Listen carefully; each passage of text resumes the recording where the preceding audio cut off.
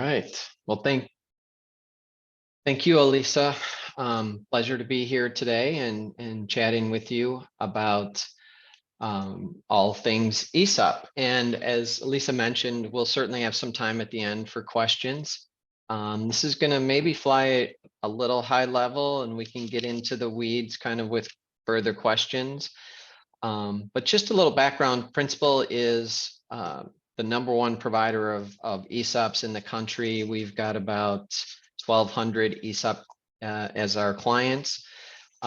We've been serving this industry for probably 40 plus years. I personally have been doing it for about 32 years. So seen a lot of companies go through this transition, and certainly have seen a lot of wildly successful ESOPs, companies, and retirees from these types of retirement plans. So with that, we'll dive right in. First thing, what is an ESOP? An ESOP, think of it as it's a qualified retirement plan, very similar to a 401k plan in that it has rules, IRS rules and Department of Labor rules that we have to follow. It is also built to be non-discriminatory. So we can't favor highly compensated people with these plans, just like we can't favor highly compensated employees in 401k plans. Also, you can set eligibility criteria and vesting criteria for this type of plan, just like you can a 401k plan, but we cannot pick and choose. Like, we want 10 of our top paid employees to be participants in this ESOP, and the other 60 rank and file people we don't want to participate. That's not how an ESOP works. Thus the qualified plan, categorization. Just think of it as it is for the whole population of your employee base. It is typically funded by employer contributions, and that's how you should think of this. Is it's not where employees put up money to buy the stock. It is really the company that's going to fund this transition from the owner to the employee's retirement plan, the ESOP. There are about 6,600 plans in place today throughout the US. So certainly not as popular as 401k plans, but it's also not only a few in the country. There is quite a few. We are seeing that number stay pretty consistent in that range. There's been some adds every year, and there's some that terminate and fade away over every year as well. So some of the things that make an ESOP unique or different from other qualified plans is that an ESOP must be invested in the employer stock, that it can borrow money, and we'll talk about the importance of that. It's a flexible vehicle, so it allows an owner to sell all or a part of the business, and there are tax benefits. And that last one is kind of really the aha moment for most business owners when they look at this strategy compared to other strategies. So we'll touch on all of these throughout the next 15-20 minutes. To business owners, really a tax efficient exit strategy available to employees. Just think of it as an additional retirement plan for your employees. And from their perspective, it's just an additional benefit that the company is providing to them. What's in it for the company with these structures? Certainly there are huge tax savings, and we'll talk about that, but it is this instrument of corporate finance. So it becomes the capital structure of a company. It becomes the owner of a company, and with that come the tax advantages. So kind of think of those three categories: business owner, employees, and the company as kind of the stakeholders in these ESOPs. So from a business owner perspective, I think of ESOP, we know it stands for Employee Stock Ownership Plan, but maybe you'll remember it this way. E stands for exit at your own pace. And stay means stay involved. You can stay involved in the company even after you sell to an ESOP. Omit taxes, certainly with a certain capital structure, corporation designation.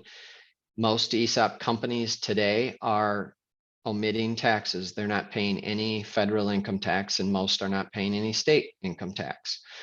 And certainly providing for employees, and we'll talk about that as well. But you know, if you think of nothing else, what does ESOP stand for? If you can remember some of these, I think that's you're probably getting most of what an ESOP has to offer. So talking about exit at your own pace, ESOPs are somewhat unique of a business owner transition strategy in that an ESOP can purchase 5%, 10%, 30, 51, 49, or 100%, or any percent in between.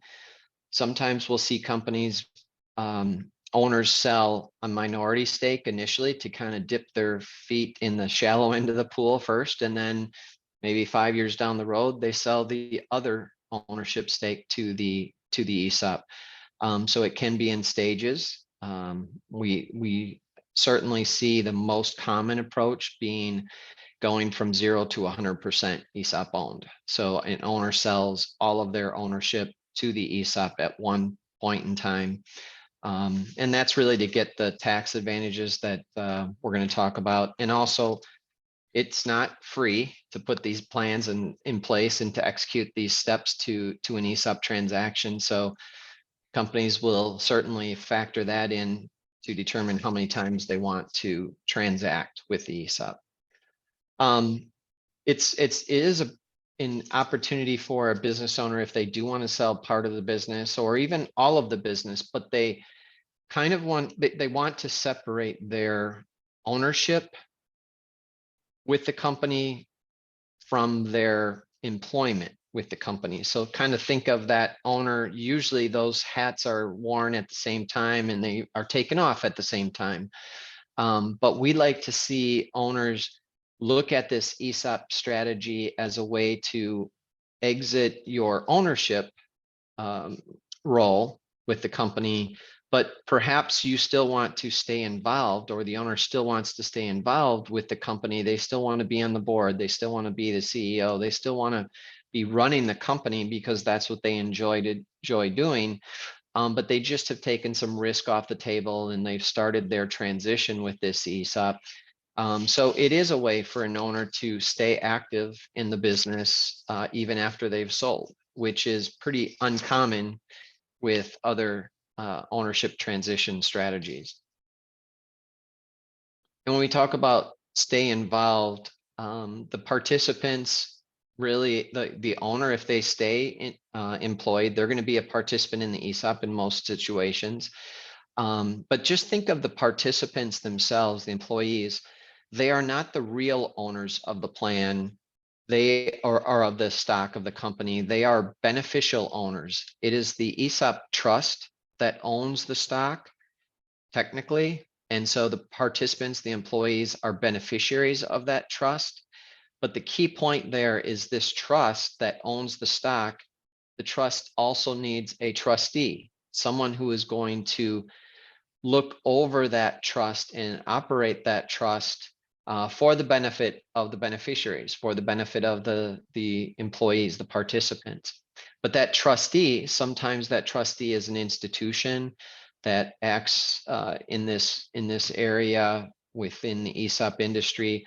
Sometimes it's individuals, sometimes it's the seller, the owner that sold their stock. They may sit in that trustee seat for a while.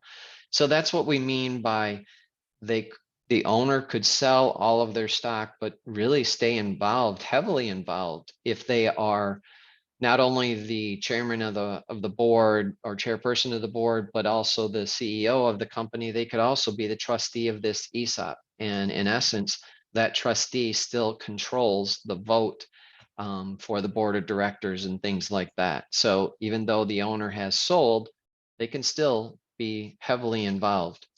One thing to note there, that last bullet point, leadership and management. do not have to change with an ESOP. So that's a pretty important message to get across is that just because you sell stock, that the owner transitions that stock to the ESOP trust, does not mean that there's a shakeup at the top of the organization. Quite honestly, the less shakeup, the better.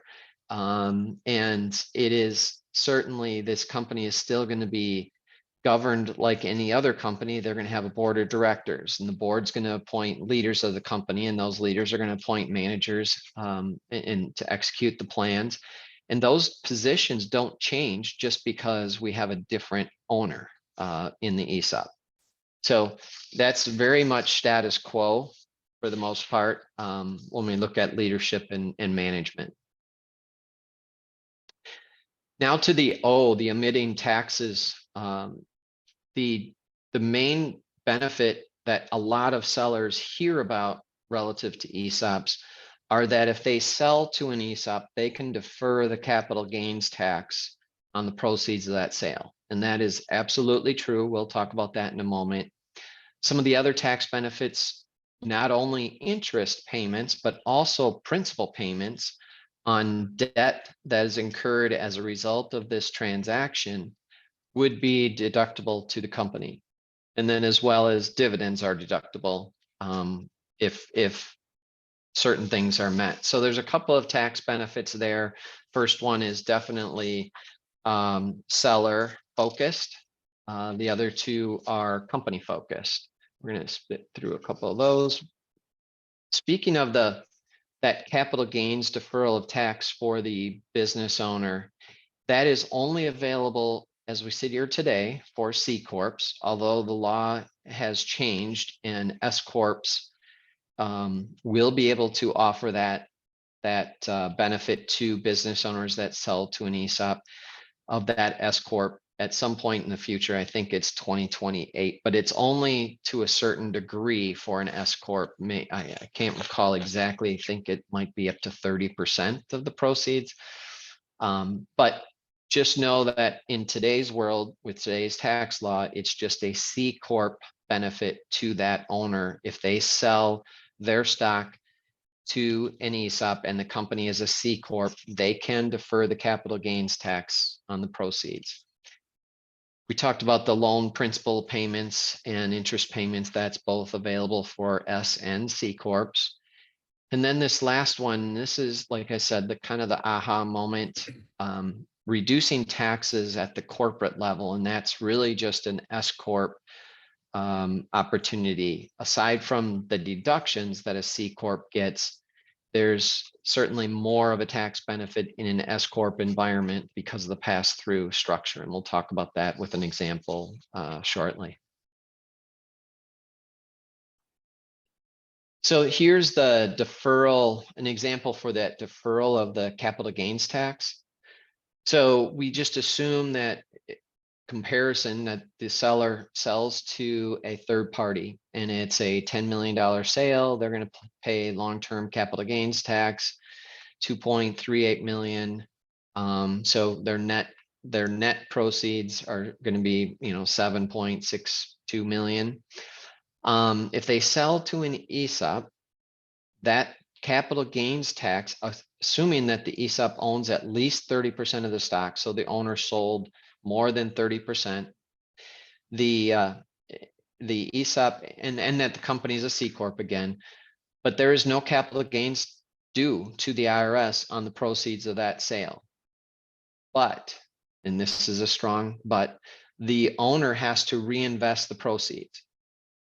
So they would take the proceeds, the 10 million, and they would reinvest in domestic securities, stocks and bonds, and they would then be protected and not have to pay those capital gains taxes until such time that they sell those replacement securities. And they could sell some and they don't have to sell all. They could sell some, and whenever they sell, then they're going to be taxed on those capital gains tax. However, if they still hold those replacement securities at their death, then there is a stepped up basis for their heirs. So it can actually be an elimination of that capital gains tax to those sellers in that specific situation. So this is kind of that aha moment that I've been alluding to, and this is that just an S corp benefit. So if you think of an S corp, and many of you probably are S corps, so you're aware that it's not the company that's taxed on the earnings; it is the shareholders. So the owners of the company are reporting the income of the company on their personal tax return, and then the company would give them an earnings distribution or a dividend cash payment annually to allow them or give them the cash that they need to pay the taxes on the company's earnings. So if you think of this in terms of, well, if we have an S corp and an ESOP owns all the stock, remember one of the first things I said, that an ESOP is a qualified retirement plan. What that also means is it's tax exempt. And therefore, if we have a tax exempt trust that owns this stock, all of the earnings of the company then are passed through to that tax exempt trust, and therefore no taxes are paid to the IRS on the company's earnings. So the company does not need to pay any dividend to its shareholder. So a company, in our example on the screen, company makes $5 million. In today's world, pre-ESOP, the company would make a dividend to that owner of $2 million, and the owner would pay that $2 million when they filed their tax return with the IRS.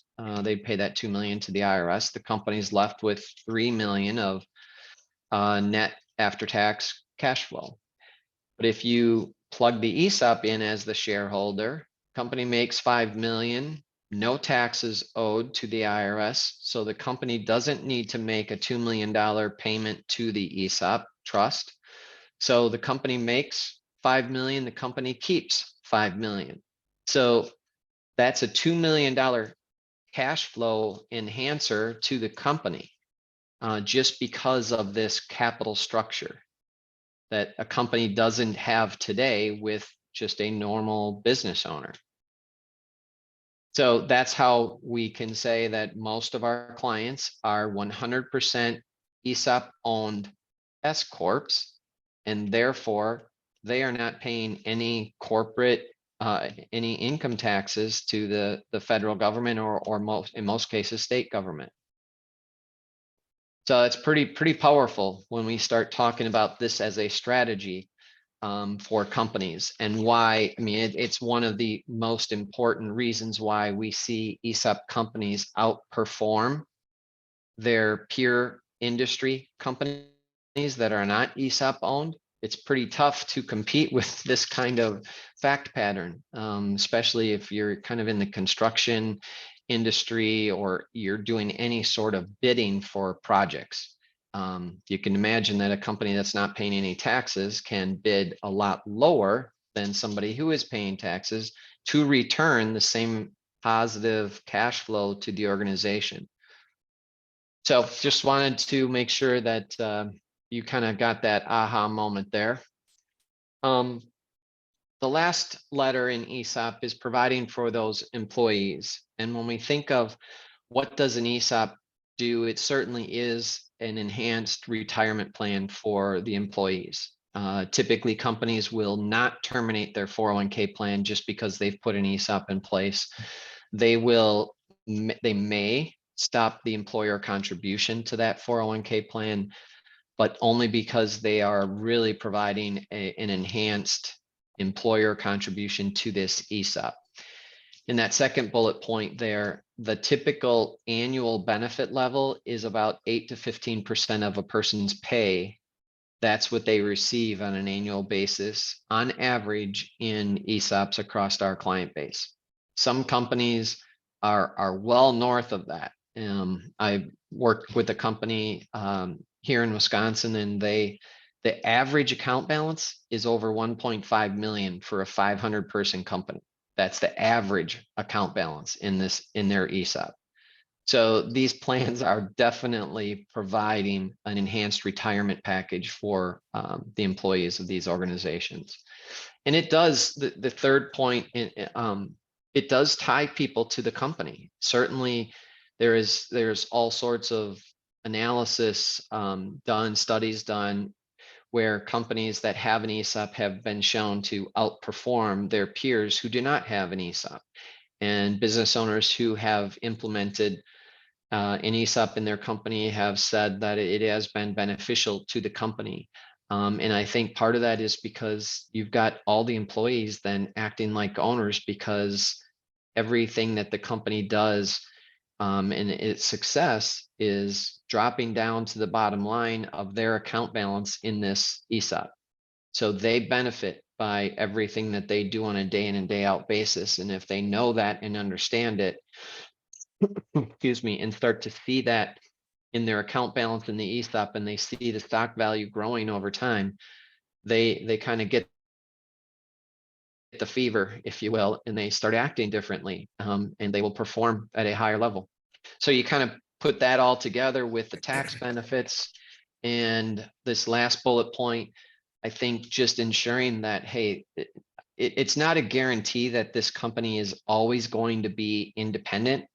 But it certainly is a step towards that goal of remaining independent, not selling out to private equity or a competitor or whatever the case may be. You are certainly putting a stake in the ground that this company is going to be around, going to be in this community, continue to be in the communities it's in, continuing to support those communities and have jobs for people in those communities. So it is a strategy that does help preserve that independence in the long term. So just in quick summary here, the ESOP as an exit strategy, when you think of liquidity, owner involvement, post-transaction, employee engagement, tax benefits, and you look at these four possible options for a seller to liquidate or to transition their ownership, you can see that the ESOP has all of these advantages over the other options.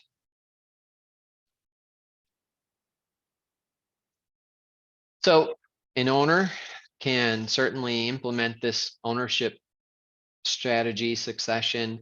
They can do it kind of at their own pace, with their own amount, 20%, 50%, 100%, whatever the case may be. They can still stay involved with the company, and maybe start to peel back their employment over time, or stay involved for the long term. Maybe I've worked with 35, 40-year-old owners that have implemented this, and they stay on for 20 plus years after the ESOP's been put in place. So it just depends on where that owner is in their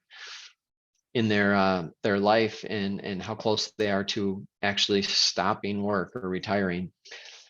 And employees are provided an enhanced retirement plan, that an ownership stake in the company. As the company performs well, their balance will also perform well. Certainly, the company has these tax advantages, and everybody on the phone can probably think of what they can do with that money that they otherwise were paying to the government. And we see companies just become just really active in making acquisitions. Certainly with that added cash flow, they put it to good use. And if you think about acquisitions, companies can buy a peer company that perhaps they can bring into their capital structure, and now all of that company's earnings are now tax-free. So not only does this company have cash to deploy, but then when they do so, they can bring additional cash to the fold, because that earnings of that acquired company are no longer taxable. So that's why we see our ESOP companies becoming the acquirers, not the acquired, in transactions. And that last bullet point, certainly there has to be cash somehow that gets to the owner in these transactions. And I skipped over that slide, but ultimately the way that happens is from the company borrowing money from the bank, and then using that money to buy out the seller through the ESOP. And in the short term, those tax savings are utilized to really pay most of that principal and interest on that loan. But that's a short term. That's maybe a 5 to 10 year horizon. But after that, so it's kind of cash neutral maybe to the company in the first years of an ESOP. But then after that debt's paid off, it is certainly an enhancer to cash flow. So a typical candidate quickly here, just S or C Corp, worth at least 3 to 5 million, profitable. We know that what the tax benefits are. That's only important if a company is paying taxes. So they're only paying taxes if they're profitable.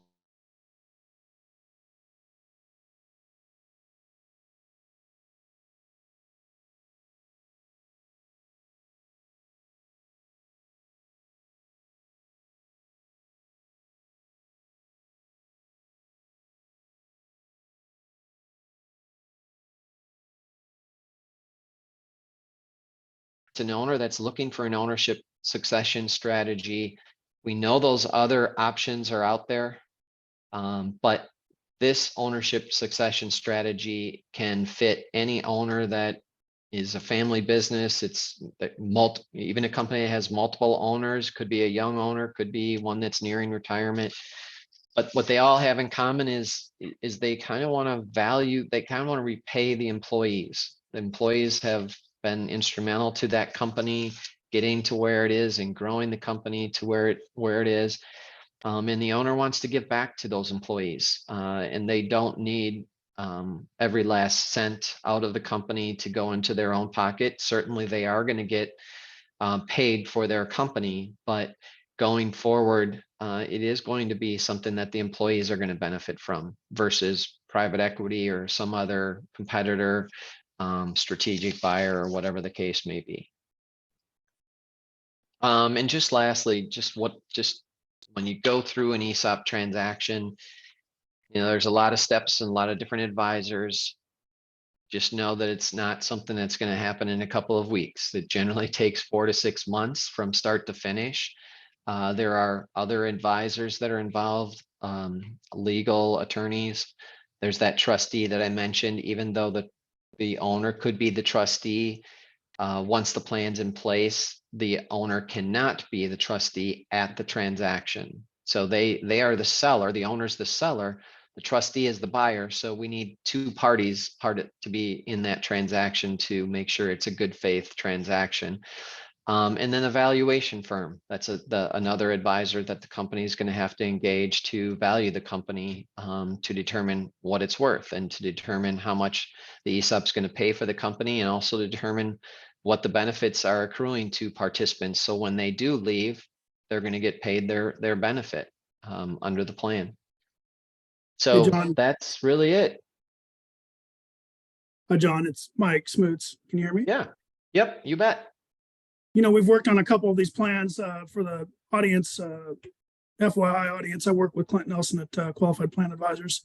John, I'm sure you'd get to this otherwise, but would you explain kind of how long a company needs to have earnings history in order for the ESOP to be viable, and then probably a minimum number of employees that you'd want to see in order for testing to be passed?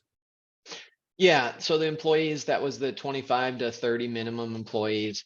As far as earnings history, it is this is not really for a startup company that does not have a track record, doesn't have a history, and it comes down to the valuation process. So how is a valuation firm going to value a company that they really don't have any history on? Certainly the biggest aspect of an independent valuation is a future look of your cash flow, your projections, and discounting that to today's price with a discounted cash flow analysis.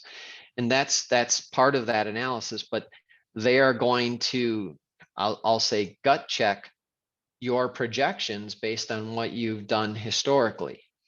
And so if they don't see a history that supports what you are projecting, then they're going to heavily discount your projections. And when I say discount, you may think it's this. They are going to say, okay, our discount factor to bring that to a present value is 25%, or if you don't have any track record, maybe it's 40%. So, or whatever the case may be, but it's very important that you do have that history of profitability and growth to move forward with an ESOP, because that's going to mean that the valuation, the price that a seller gets is going to be higher. So great question, Mike. Appreciate that. Some other questions? Dean had to leave, but he put a few questions in the chat for me to ask for him so he can watch the recording later. So the first one is selling to ESOP gaining in popularity. And then he put baby boomers not having a succession plan. Was his first question. Yeah. Yep. I'll tackle that one. I mean, we have certainly seen a boom in ESOPs being used. And part of that is just because of the sheer numbers of baby boomers that are nearing the end of their ownership with their companies. And it is also an awareness. ESOPs aren't that old. They were pretty much enacted with the 86 tax law. So they've been around for almost 40 years, but not quite. So it's still relatively new, and people are continuing to understand them and be aware of them as strategies. But absolutely, the baby boomers, just the sheer numbers of business owners that are in that demographic has certainly spurred the growth of ESOPs over the last 10, 15 years. Right, thank you. His second question is, I'm interested in acquisitions of ESOP companies. Is there any special way to go about that? How do I learn the trustee info?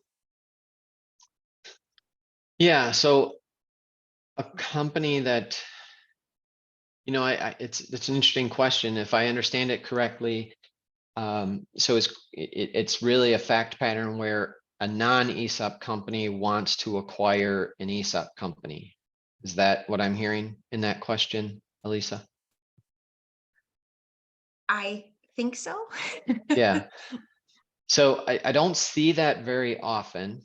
I see it the other way around, like I mentioned, just because of ESOP companies will have more cash on hand because of the tax savings, and then they'll deploy that cash and then bring taxable earnings under their capital structure and make them non-taxable earnings.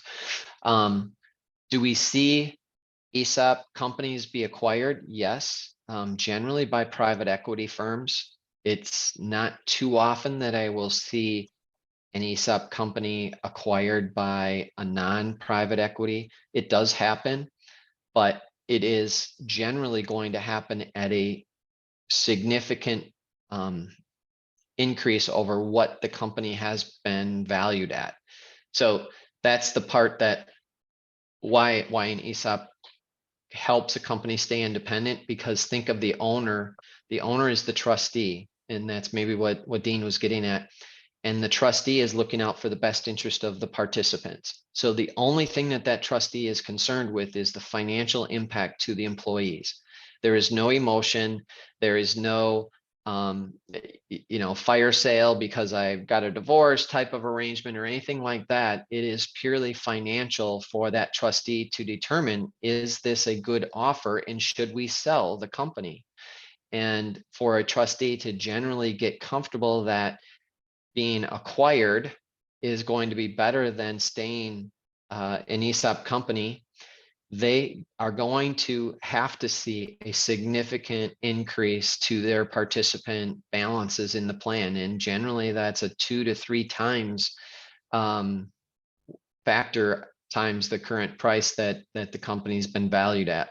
So that eliminates a lot of activity in the acquisition mode when you think of it in terms of that trustee's perspective. They're not just going to take a 10% premium and acquire this ESOP company. It's going to take a lot more than that to get a trustee to agree to sell an ESOP company. I hope that answers his question.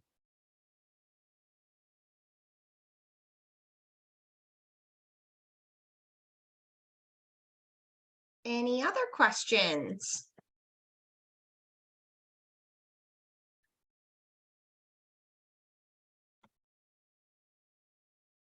Oh, we got one that popped up from Sean.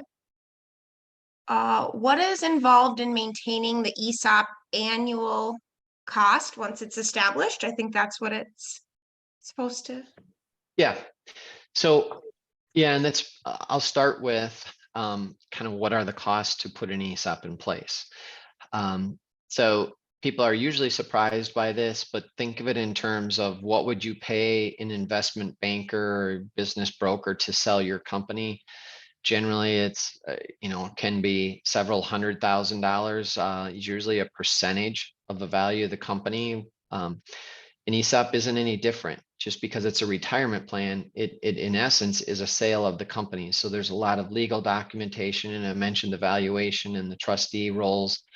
It's governed by the Department of Labor and IRS. So everybody has to dot the I's and cross the T's. And I think it's reasonable to think that the upfront costs to do an ESOP transaction are probably going to be on the low side of maybe 250, 300,000, and could be, over $500,000, depending on the size of the company and the advisors involved. Ongoing though, those costs drop sharply. So the ongoing costs are the valuation annually. That's probably 10 to 15,000 a year.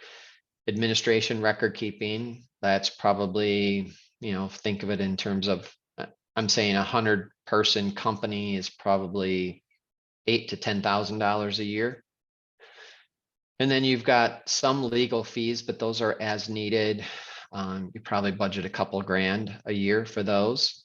And then the big variable is the trustee. So I mentioned earlier that sometimes companies will be internally trusteed. So they'll have either the former owner be the trustee, or maybe it's the CEO, CFO that are the trustee.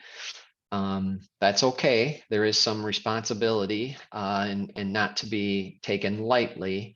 But I'd say maybe 40% of our clients do self-trustee these plans.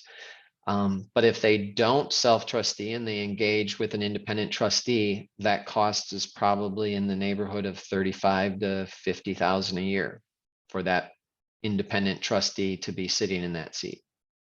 So that should give you the kind of the full spectrum of, well, then there's an audit fee if the plan has more than 100 participants. And that's, I think, around 10 grand, maybe. Maybe it's more, but they would know what that is based on probably their 401k plan being audited.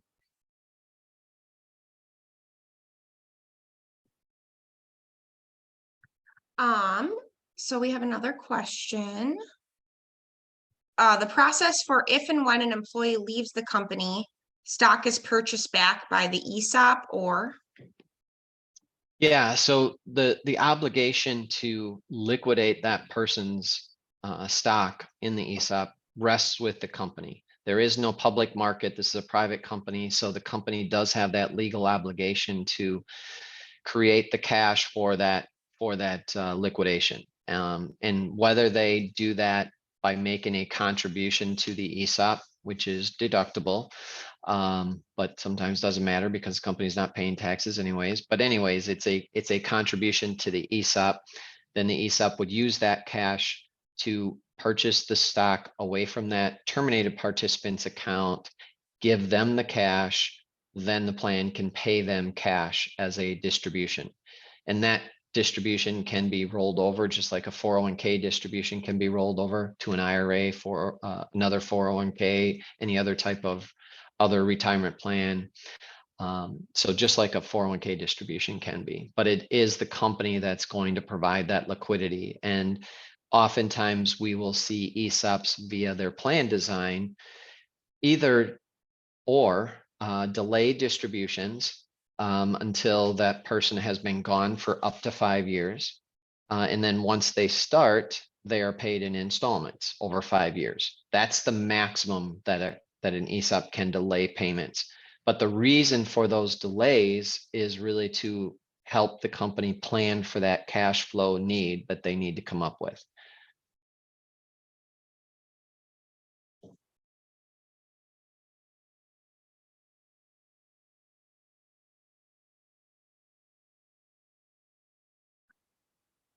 That is the last question I see in the chat, unless anyone has any other questions or thoughts.